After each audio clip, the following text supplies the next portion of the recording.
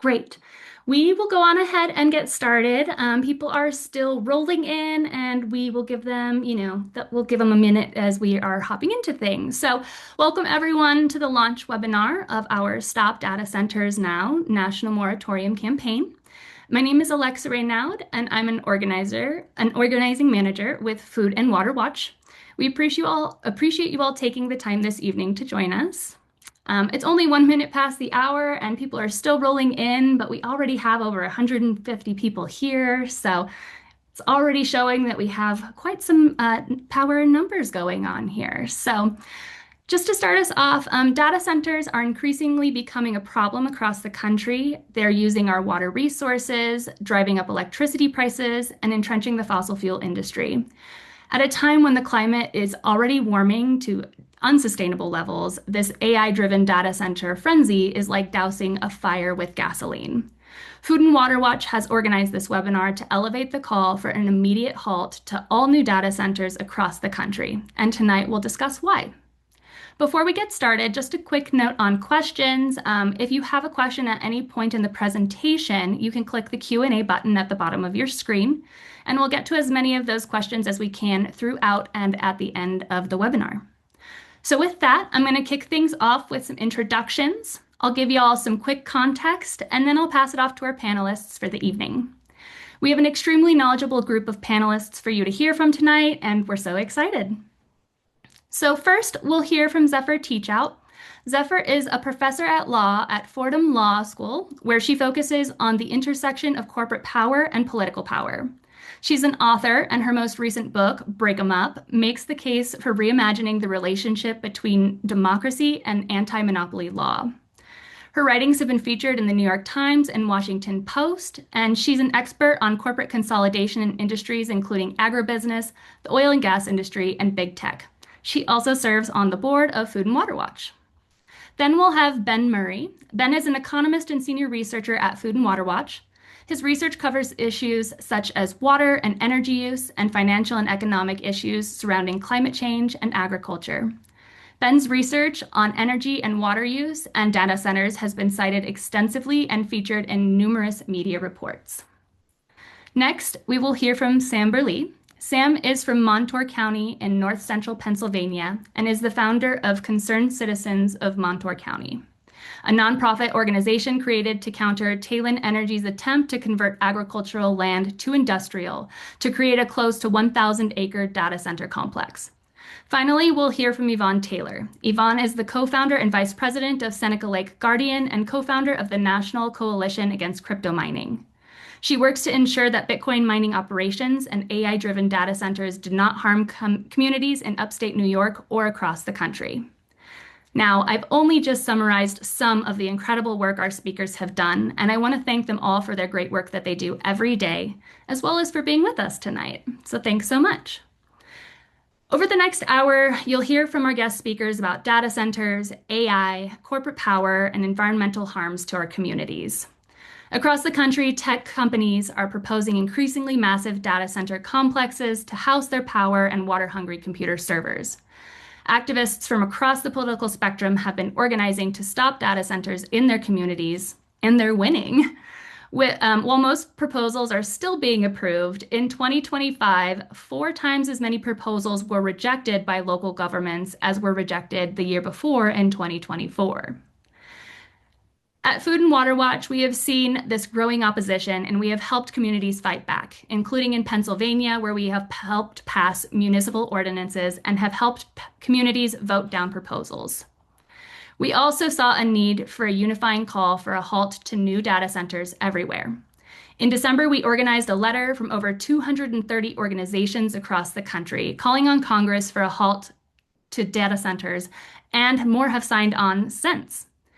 The harms are too widespread, both in terms of geography and in terms of their negative impacts, for each community to stand on its own in opposition.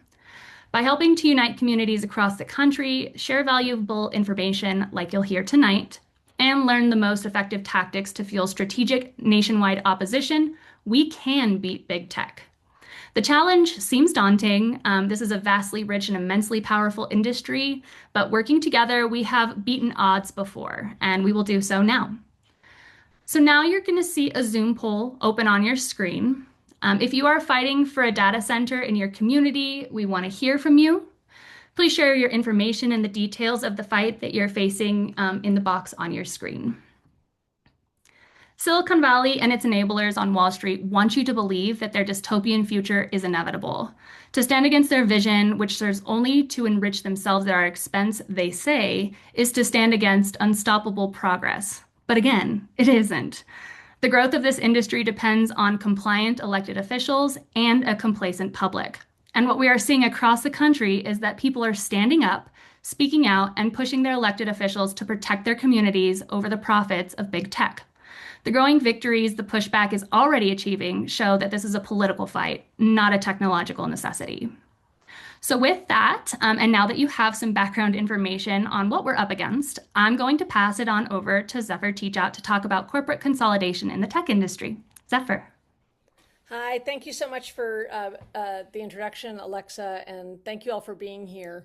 Other people are going to talk more about the particular data center fights. I just want to locate it in thinking about how we see the data center fights in terms of corporate power and AI and decision making. So the most important decision any society makes is the organization of the power to decide, right? To decide how we want to use things, how we want to organize resources. And here we have this really totally new technology. How it is built, I'm talking about AI, large language models, impacts everything. It impacts the organization of information, it impacts labor, it impacts education, it impacts parenting. Some suggest that it was, although a smaller proportion of overall growth, AI growth represented 92% of new GDP growth last year.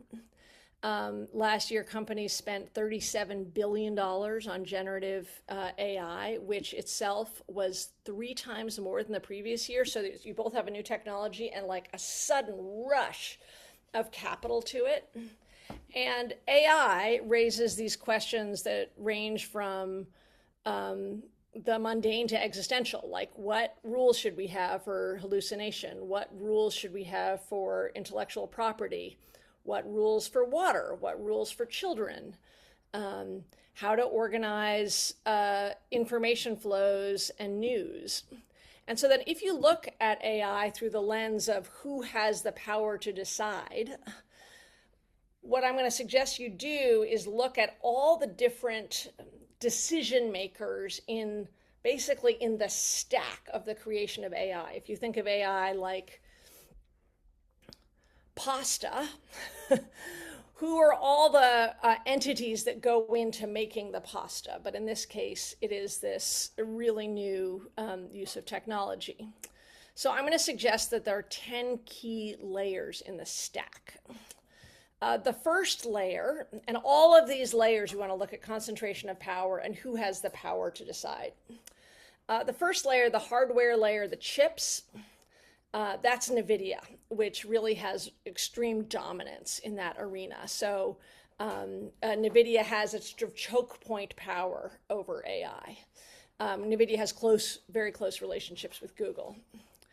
What about what we call cloud infrastructure? Of course, cloud is one of the most cynically named words, because cloud is the data center, the physical location, the training and storing and deploying.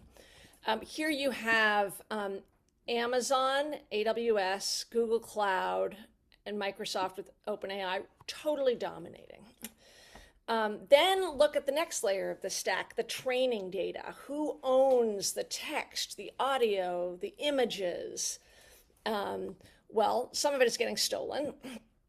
But the proprietary data sets of Google, Meta, and Microsoft, again, really dominate. So you now have 3 stacks, NVIDIA on one level, Amazon, Google, and Microsoft on the next, training data, Google, Meta, and Microsoft. What about the foundation models, the sort of ways in which the data is processed? Um, this is Google DeepMind again, Anthropic again, and Meta again. Now let's look at the application layer. This is the stuff that you and I might engage with, like ChatGPT or Claude or Gemini. Well, guess what? Again, it's the incumbents that dominate, with Gemini playing an increasingly large role. Big tech, these big incumbent firms are getting 33% of the total capital being raised right now, 67% of the funding for generative AI. Now, if you just look at the tech, you would say that's where the stack stops, but the stack also includes politics. You have national governments. You already have $100 million pledged and more coming in AI incumbent spending money. And a quarter of the big Trump donors to the ballroom and the inauguration committee have ties to big AI. Finally, you have the national media infrastructure. You may already know this, but as of this year, YouTube is the largest television station in the country, and more than half of people are now getting their news, even if it's being created with traditional news organizations. That news is being processed through YouTube, Facebook, and other big Meta owned platforms. So, in that context, what you see is that at almost every level, the key decision makers deciding how to architect this, how to use it, are a handful of big tech incumbents who have been around for a while. These are not new, but they're 20-year-old 20-year-old incumbents using their power over media, over data, over politics, to basically be making all of those decisions that should be being democratically made. And that in itself is a problem. And I actually think, we're going to hear a lot more about the particular really dangerous impacts of these data centers. But I also think it's important to understand that one of the biggest impacts is it's a direct attack on democratic decision making over the use of this new technology. The other political entity that I haven't mentioned is the utilities. And of course, there's a variety of utility structures, but the basic utility model now is heavily incentivized to maximize growth. We've structured public utilities so that they're paid more the more they build and the more energy they need to provide. Building is particularly lucrative. That's where they get their highest rate of return. So longer transmission lines, more big elements of the grid, that's just money in the bank. And that ownership structure is BlackRock, State Street, Vanguard, the same big asset managers, by the way, who have a controlling share in NVIDIA. So you see Wall Street, along with the big tech, having a great investment in building. And then, of course, they also make money just for all the electricity that itself is sold. So they have a heavy incentive, as we have structured utilities, to build, and therefore their incentive, and they tend to dominate the regulatory agencies that govern them, so that their incentive is to enable, encourage, push through big projects. So I think this is a local democratic crisis, but I also think it's a national democratic crisis. The creation of a new technology that is absolutely transformative, being designed in a way that people will then serve the interests of basically three or four large tech companies and a handful of big utilities, trying to reshape the human in a way that serves their interest instead of shaping the technology in a way that serves us.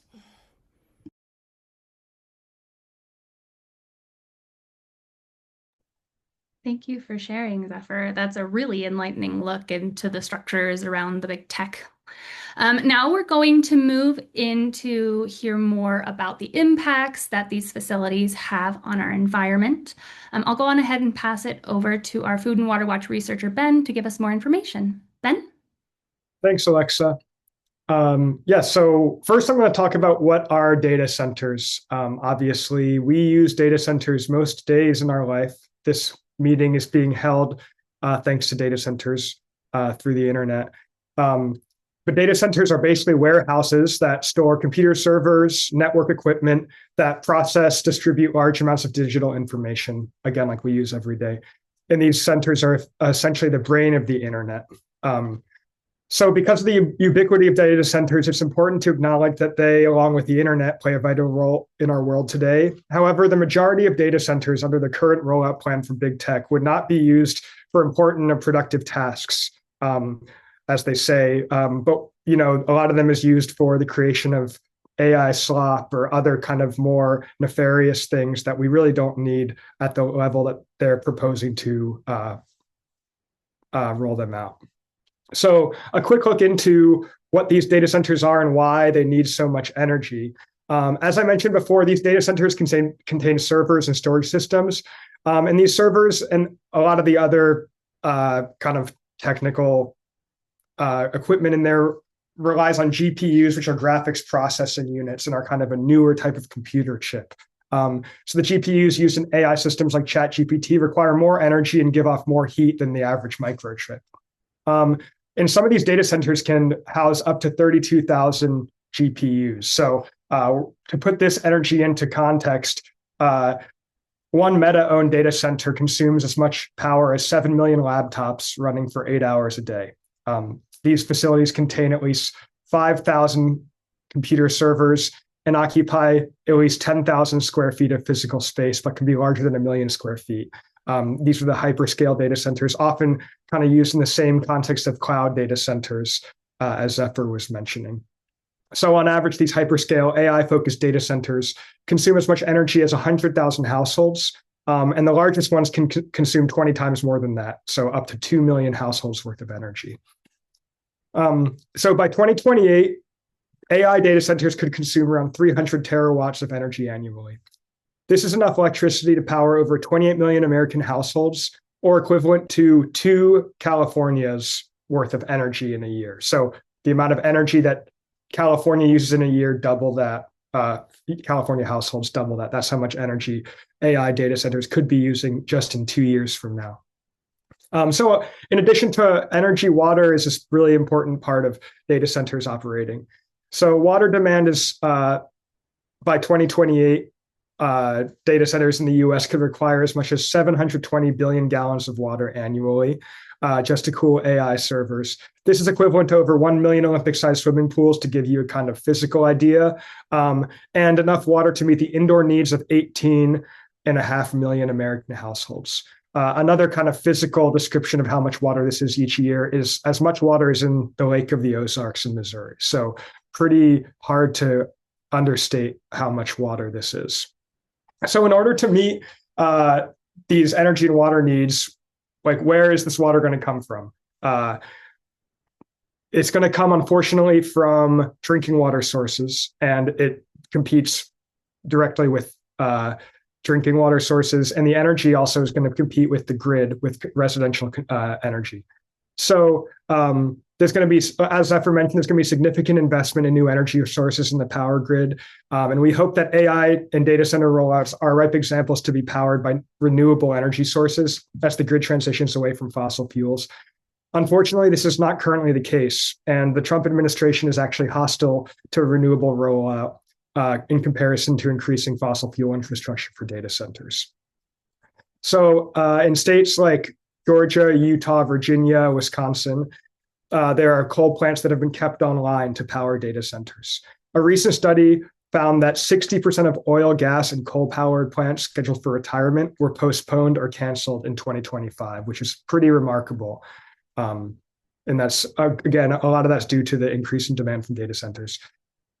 Big tech has also teamed up with energy companies to use nuclear power for data centers. While less dirty than coal, these sources pose a number of significant environmental risks. Case in point is the reopening of the 3 Mile Island nuclear power plant to power a Microsoft owned data center in Pennsylvania. You may recognize this name because it was home to the worst accident in US commercial nuclear power plant history in 1979. Beyond coal and nuclear, natural gas is really going to step up to unfortunately supply a lot of the power.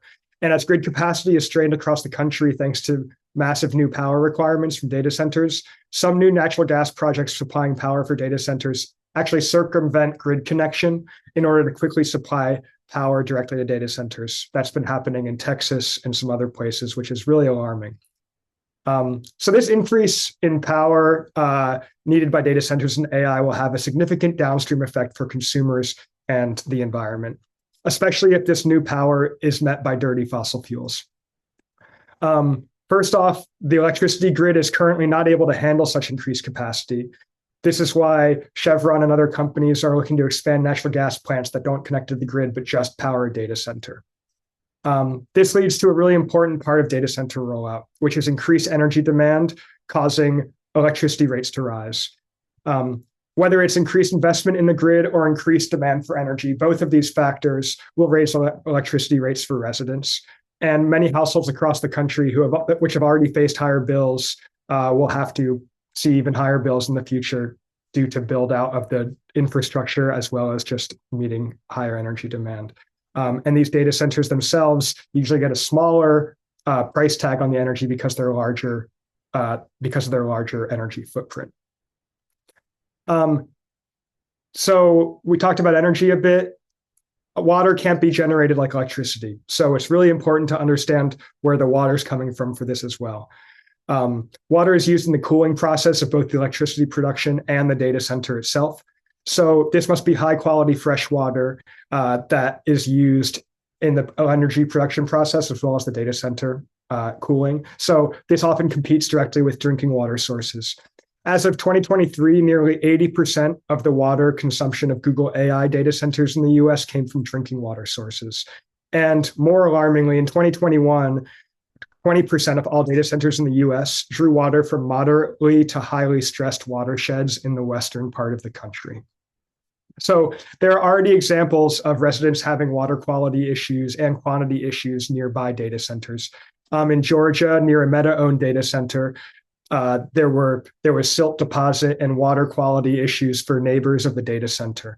And then in water-stressed areas like Arizona, specifically in Mesa, residents have experienced higher utility rates similar to electricity rates as data centers, which are massive water users, are receiving discounted rates for the water they use because of how much they're using it, how much they use compared to residential use. And so this is just a really quick snapshot of the environmental threats posed by data centers, both in terms of water and energy. And so our call for a data center moratorium will slow this development so that data center development takes these issues into account, and we create a regulatory framework to keep this in check. Thank you so much for sharing all of that information, Ben. Clearly, data centers are problematic, using up our water resources and driving our electricity rates through the roof. And they are unfortunately still popping up across the country. So, how do we fight data centers in our community? Well, to help answer that question, our next two speakers will be talking about their local fights. I'll first pass it over to Sam Barley, who is from Pennsylvania, to talk about the on-the-ground fight happening there. Sam. Thank you, Alexa. Yeah, so what's happening here in Pennsylvania can basically be summed up, and it's an onslaught against the agricultural and rural communities by the high-tech firms pursuing large-scale development projects. The federal government has largely supported these expansions.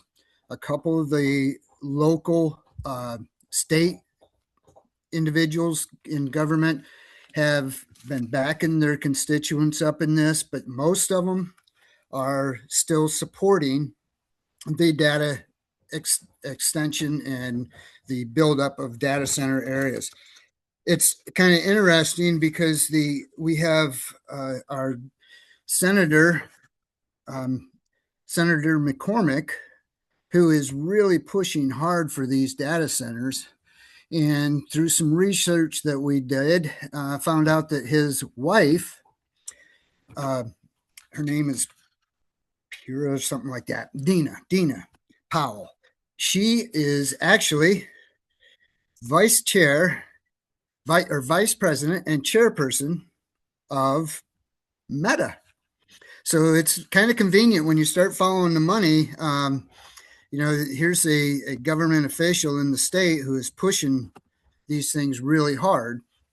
And, his wife is actually the vice president of the company. It's not vice president of Wise's supermarkets. It's vice president of one of the biggest companies that are pushing these things. So, unfortunately, local county officials, be it their commissioners, the supervisors, the planning commissions, they are all stuck with making decisions that they never dreamed of making, are fairly prepared for it, and often are denied access to the information.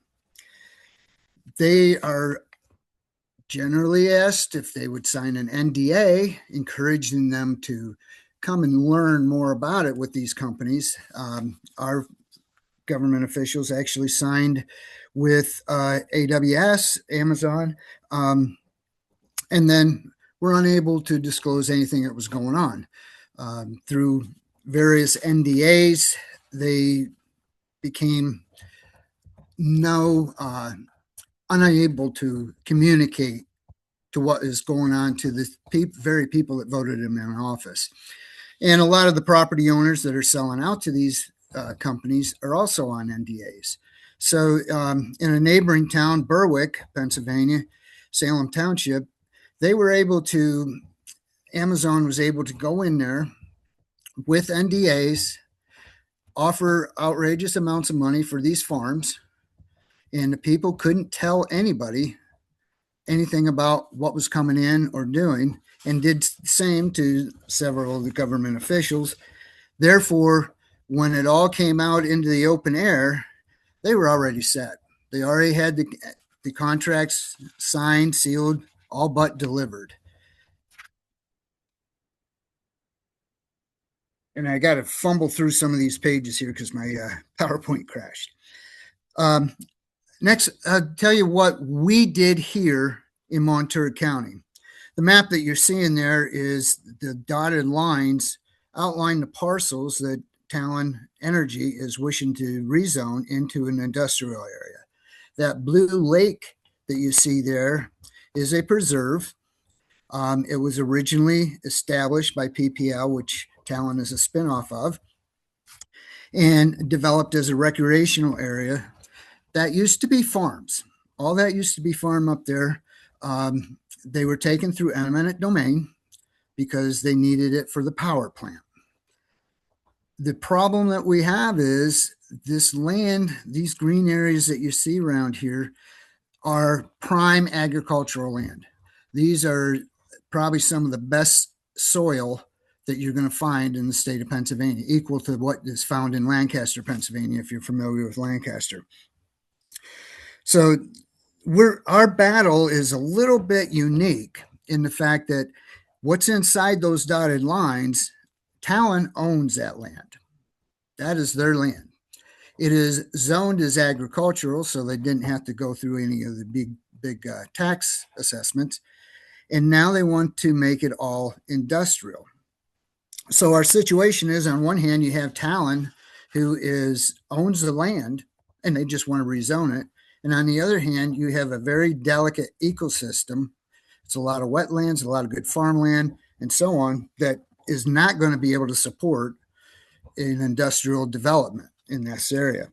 The water tables are very low. They're getting lower. And like was mentioned earlier, they're going to tap into drinking water.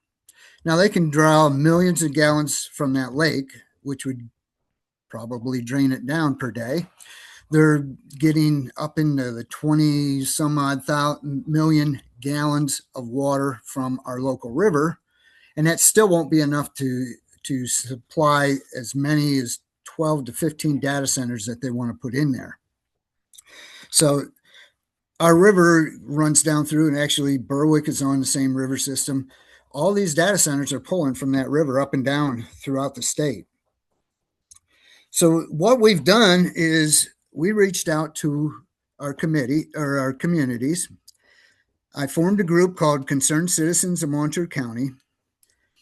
And the biggest thing we needed to do was to get the word out what was going on. So we reached out to our community. We reached out to the communities around us who are also battling the same thing.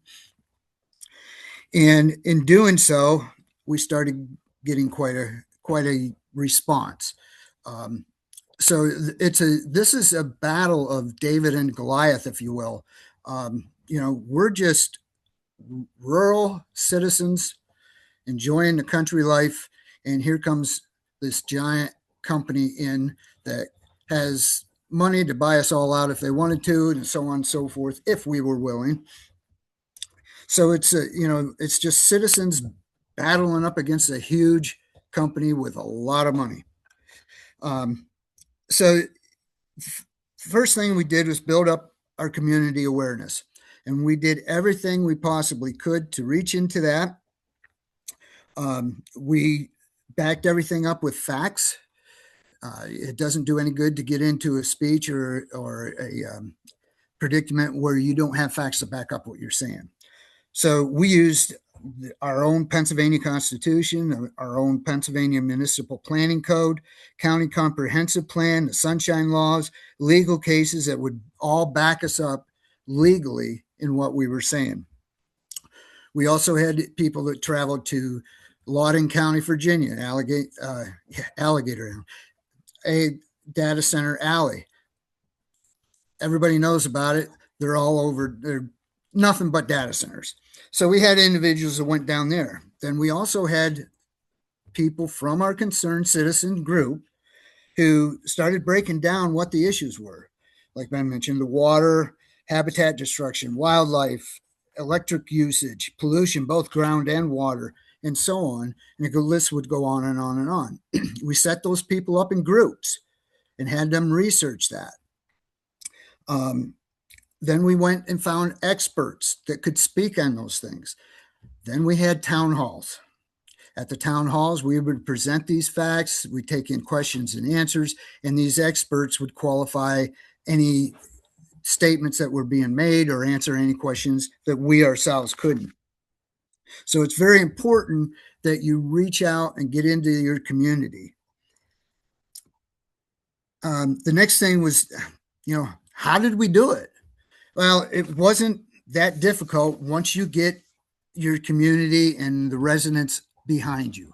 The one picture you're seeing there, those are 6-inch 3-ring binders full of letters that were written to the commissioners.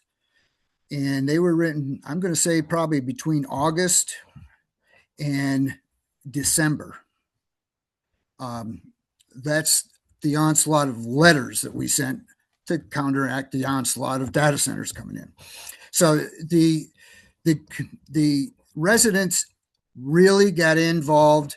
We encouraged them to get involved. We took part in parades. That's one of our floats that we had in a Halloween parade. What's missing is the 6 people in the back of the pickup truck screaming out, no data centers, save our farmland, whatever. But we encouraged everybody to get involved, and we got them involved, whatever they wanted to do to get involved.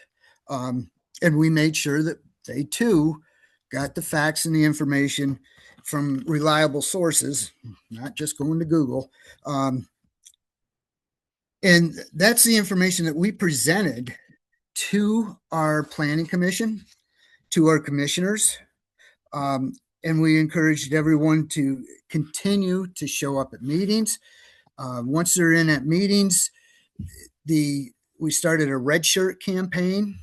If you look in the one picture, you can see all the red shirts. And this is only about, I'm going to say maybe a little over a third of or maybe 2/3 of the group that attended that meeting. The rest of them had to go into another room because that gymnasium wouldn't hold us all. This was a planning commission meeting.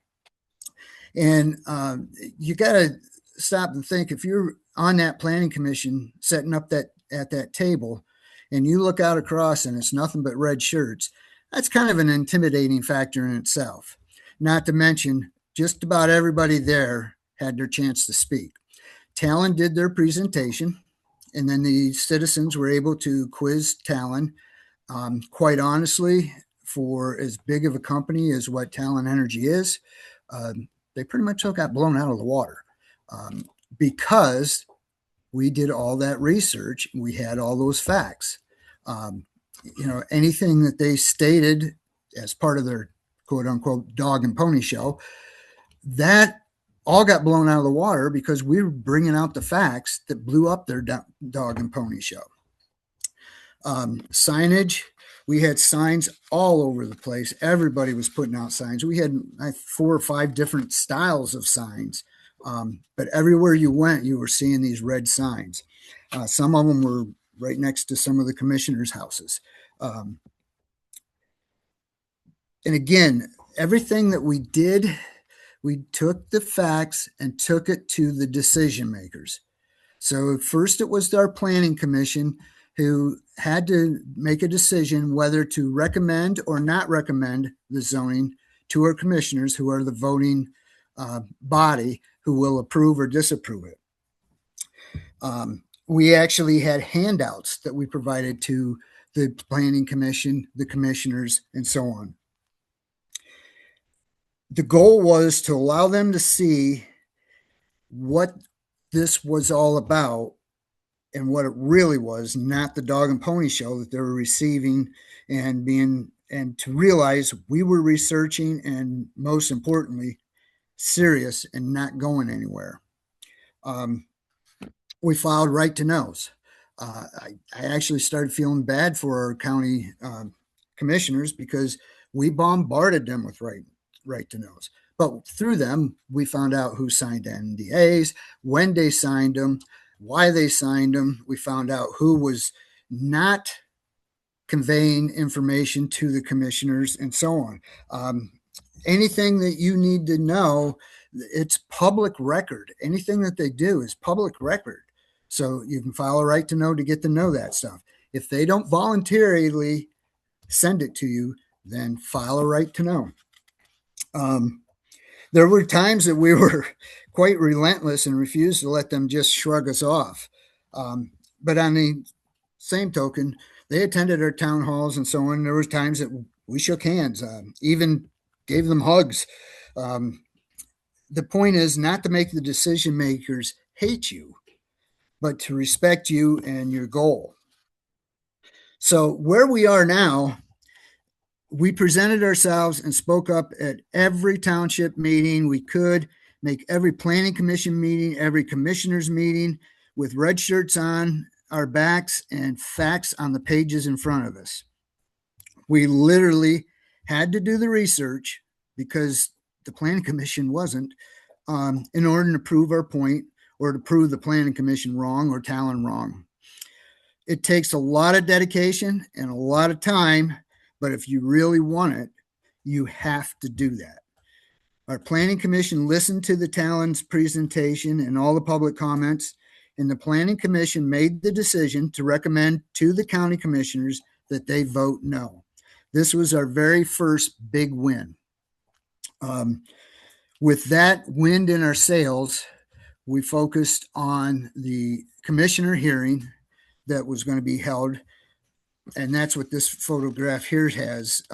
There's Talon and Amazon both are presenting with lawyers and so on and so forth at this hearing to the commissioners, convincing them why they should allow this zoning to go through. Our next step is, hopefully, after all this is done on February 10th, our commissioners will be making a vote to approve or disapprove this zoning petition. If the zoning petition is denied, we have stopped the data center from coming in. The data center needs to be an industrial zone. And if we get this rezoning request denied, then the data center cannot set up on agricultural land until the federal government or something else steps in and makes some new laws. But so we've really made a lot of headway, but we're talking over 1,800 signatures, handwritten signatures on a petition, another, I don't know, 1,100, 1,200 on online petitions. We had more Anthony Township signatures on our petition. Anthony Township is where that mapped area is. We had more Anthony Township signatures on our petition than we had Anthony Township voters in the last election. That in itself makes a big statement, especially to elected officials. So what needs to be done now, other than, we need to continue to go to meetings, continue to make our presence known, just make it miserable for them to continue this fight. But all these different counties, all these different townships throughout Pennsylvania are all fighting the same battle. A little unique, but it's all the same battle. So we need to start pulling them together. We need to start doing it statewide, and then we need to go state to state and start doing it nationwide. Remember, there's power in numbers, there's credibility in the facts, and there is the reality of constant pressure. The community is the biggest weapon that you have. And that is what is fueling our fight and it's going to give us a win, I'm sure. Thank you. Fantastic. Thank you so much for sharing all of that, Sam. Really powerful images as well as a powerful story about how there is actual power in numbers. So our next speaker is Yvonne Taylor from New York, who will be talking about a similar fight that's happening there. Yvonne. Hi, everybody, and thank you so much for being here tonight. The story I'm about to tell is echoed throughout the country as crypto mining and AI-driven data centers spread like a cancer across the US, leaving many communities with similar stories like ours, stories of harm to their health, their economy, the climate, and their environment. In the Finger Lakes of upstate New York, agriculture and tourism make up 17% of our state's economy. Agritourism supports 60,000 jobs and brings $4 billion into New York State's economy annually. And all of these small business owners rely on clean air and water for their success. Enter Greenwich Power Plant. Greenwich was an old coal-fired power plant along the shores of beautiful Seneca Lake that had shut down with an already bad environmental history. It was resurrected as a gas-fired plant, which the new owners promised would serve as a peaker plant to provide power to the public in times of high demand. When that became unprofitable, however, they started installing Bitcoin mining machines for a privately owned Bitcoin operation, which would consume enough power to fuel more than 90,000 homes. All so that two millionaires from Connecticut could generate 5 Bitcoins per day. These slick owners had lured our rural community into welcoming their facility through the promise of jobs and tax revenue, something that communities across the country have all been promised by the developers trying to take advantage of their resources. But to no surprise, these promises are broken time and time again. Greenwich is allowed to withdraw 139 million gallons of our lake water every single day and is permitted to dump it back hot at temperatures up to 108 degrees Fahrenheit. This is extremely harmful to the fish and the health of the lakes and can lead to toxic algal blooms where 100,000 people depend on that water to drink. By 2023, this facility was emitting 818,260,817 pounds of CO2 equivalents for the year, which is equal to 170,000 cars on the road, and almost double its emissions from 2020, which was only 3 years before. The astonishing part is that their state required air permit was denied for violating New York's bold climate law, which was upheld 3 times during Greenwich's appeal process. That is, until Governor Hochul, in an act of betrayal and a slap in the face to all New Yorkers, issued a permit for the Greenwich plant to continue operations. Greenwich is not the only crypto mining power plant in the state. In North Tonawanda near Buffalo, there is a 60 megawatt gas plant that has recently proposed the use of nuclear energy to fuel operations. In Lansing, New York, residents are engulfed in a battle against what started as a proposed crypto mine from TerraWolf, but has now pivoted to AI and a data center right on the shore of Cayuga Lake in New York. This is why we formed the National Coalition Against Crypto Mining, which continues to grow as the industry spreads. Now we're seeing communities across the country being inundated with this unchecked expansion of both crypto mines and AI-driven data centers. Despite its claim to the contrary, this energy-intensive industry burns excessive amounts of fossil fuels to feed its greed, leaving residents to bear the burden of skyrocketing utility rates, worsening water and air pollution, and serious public health concerns. Every day, a new community is steamrolled with developers depleting natural resources and refusing to take accountability for the harm they inflict. It's the Wild West for crypto mining and AI data centers, and we're fighting against a nefarious industry with as much lobbying dollars as the pharmaceutical industry. Communities like mine and ours don't have that kind of lobbying power, but we're here today to help you understand that despite the industry's aggressive campaign, there's another really critical story to tell. A national moratorium would allow for lawmakers, both locally and nationally, to take their time in understanding the caveats and disruptions these facilities hold. Through community organizing and honest, informative awareness campaigns, we can illustrate to residents and lawmakers alike that these facilities cannot be trusted and only seek to fuel their own greed. Thank you. Thank you so much, Yvonne, for sharing. This is just a stark reminder on how important it is to act now. So in a moment, we will take a couple of questions from our panelists, but first, let's discuss how we can work together to fight back against the rapid expansion of data centers to protect our communities and stop big tech and fossil fuel industry from polluting our air, taking away our water, and driving up our energy bills.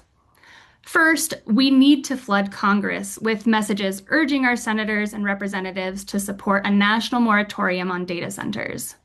We'll share a link in the chat where you can quickly send your federal elected leaders a message.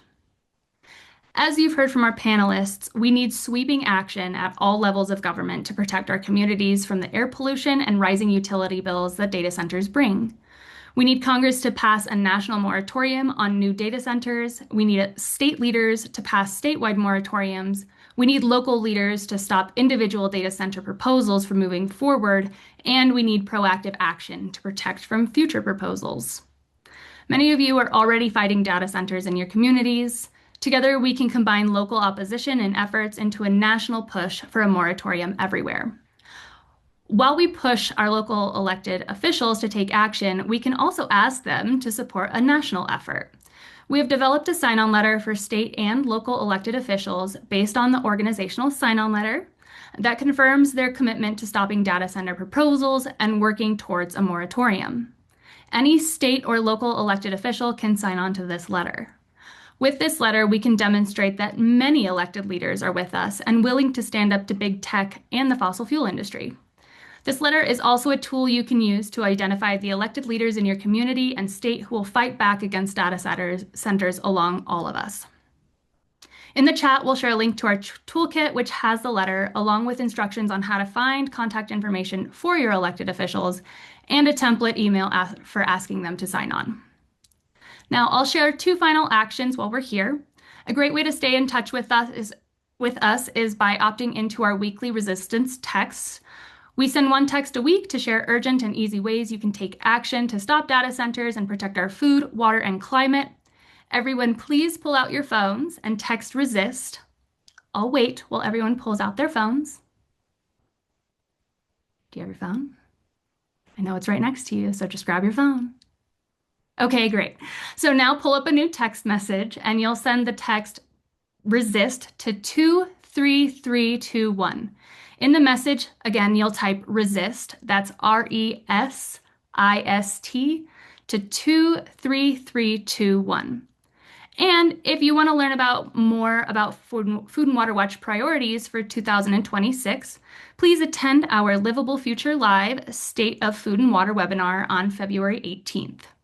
You can learn more about and sign up for this event at the link that we will put in the chat. In the coming months, we'll be developing additional materials we hope that will be helpful, including a report that makes the case for a moratorium on data centers. And with that, we'll move quickly into a round of questions for our panelists. It's getting late, so we only have time for 1 or 2 questions. So let me go ahead and see what questions we have here. All right, so let's see. I have a question here for Zephyr.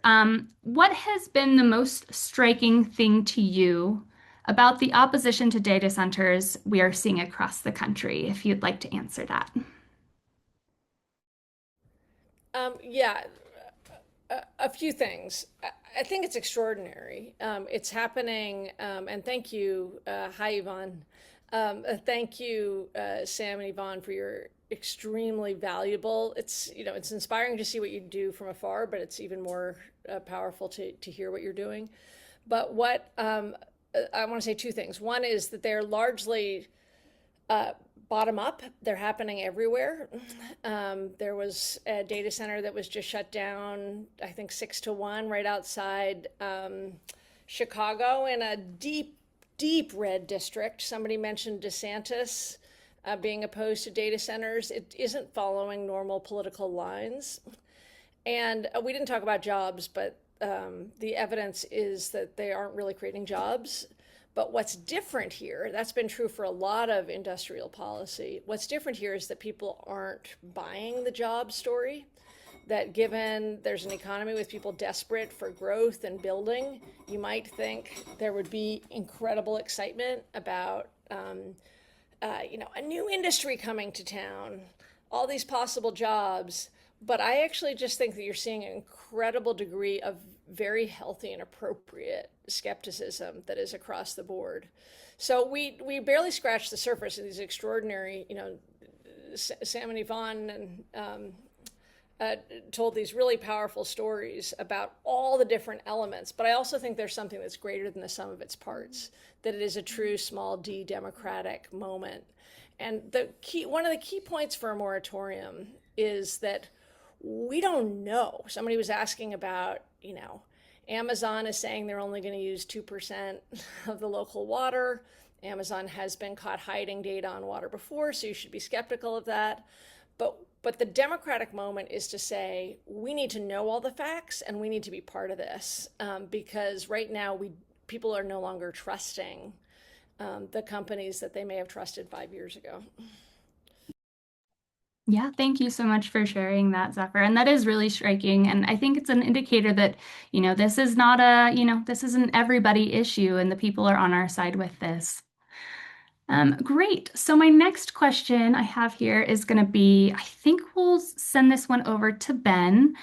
So Ben, how does the energy demand of data centers relate to the electricity prices paid by people like you and me? That's a great question. It's similar for water, actually, where these data centers are such large users of both energy and water that they get discounted rates compared to me and you in our households. So their gallon rate and their megawatt hour rate is going to be lower than ours because they're such large users. So as the demand increases, Smaller users pay for the build out of the grid that Zephyr was talking about earlier.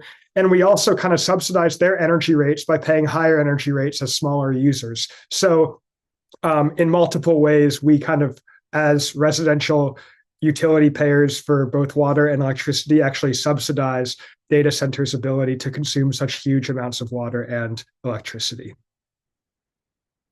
Wow, thank you. Yeah, that's a really interesting point, and it's really something that we should all be on the lookout for with our utility bills in the future. So thank you, yeah, for answering that question. Um, okay, well, it looks like we are wrapping up on time. We are getting very close to 9 o'clock Eastern time, so I want to thank everyone for hanging on with us. We will go on ahead and close out here. So again, thank you for joining us for the launch of our Stop Data Centers Now national campaign. If we did not get to your question in the chat, don't worry. We will follow up with an email. Huge thanks to our panelists. Thank you so much, Zephyr, Ben, Sam, and Yvonne for joining us, for sharing your expertise and your experience fighting back against greedy corporations and pressuring elected leaders to protect us and our communities over industry profits. Keep an eye on your email inboxes. We'll be following up with all of the action items that we shared, and we will keep you looped in onto the next steps as we work to stop new data centers and build support for a national moratorium. Thanks so much, everyone, and I hope you have a wonderful rest of your evening. Thank you, everyone. Keep up the fight. Thanks, I'll see you. Thank you all. Bye.